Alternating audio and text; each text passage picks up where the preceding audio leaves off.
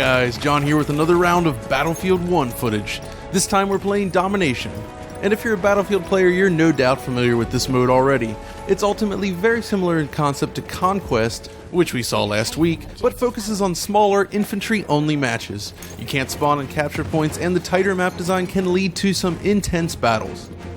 So if you missed our first video, we're actually playing this on an Intel i7 6700K paired with an NVIDIA GTX 1080 graphics card. Curious to see how it runs on such hardware? Well, this time I've brought along some performance analysis. But first, let's step back and take a look at the different graphics presets. One thing to note, we spied this DX12 option here in the menu. We know that DX12 was implemented in Frostbite last year, as this tweet confirms, but the first game to use it remains unknown. Now, it seems like a shoo-in that it would actually be Battlefield 1, but currently, with the unfinished GUI, we have to await confirmation. We know, for instance, that the MSAA option here in the menu doesn't actually do anything right now, so we can't say for certain that the DX12 option is working. We should know more shortly.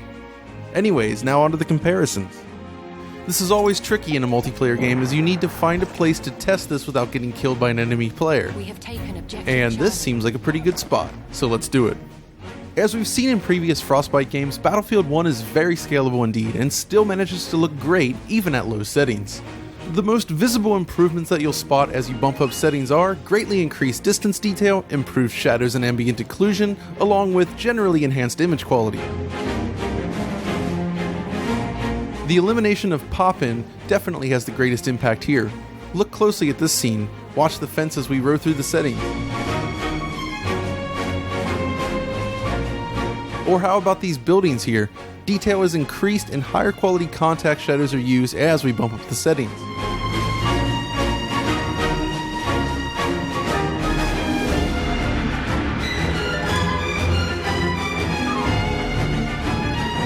For the purpose of this video, we opted to play with the Ultra preset, but if Battlefront is anything to go by, some minor adjustments to things such as shadow quality and ambient occlusion may actually make it possible to hit 60 frames per second at 4K on a GTX 1080.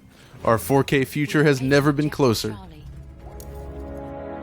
Now on to performance. As we get started, please note that the footage was captured on site at EA's event using NVIDIA Share, previously known as Shadowplay. It could provide a rough estimate of how the game is performing, but it's not as accurate as our normal capture method. As such, we've dropped the consistency grid from this video. We can at least confirm that it appears to perform very much in line with Star Wars Battlefront. Keeping that in mind? So, how is the game running at Ultra settings then? Well, as you can see, performance actually hovers around 52 frames per second or so throughout the match. Considering the resolution and settings, this is actually quite impressive indeed, and it does deliver a solid experience. Now at this frame rate, a G-Sync monitor should enable a very smooth experience indeed, without any real compromise. But with further optimization and some additional tweaking, it should be possible to hit 60 frames on this card. But I'm sure plenty of people are wondering how the game will hold up on less powerful hardware. While it's true that Battlefield 1 is a fantastic looking game, the engine itself has been improved since the last couple of Battlefield games. All of the optimization work that has been poured into the console releases of games such as Star Wars Battlefront will likely benefit PC users as well. Basically, if you can play any of DICE's other recent Frostbite games smoothly on your rig, it's unlikely that Battlefield 1 will present any problems at all.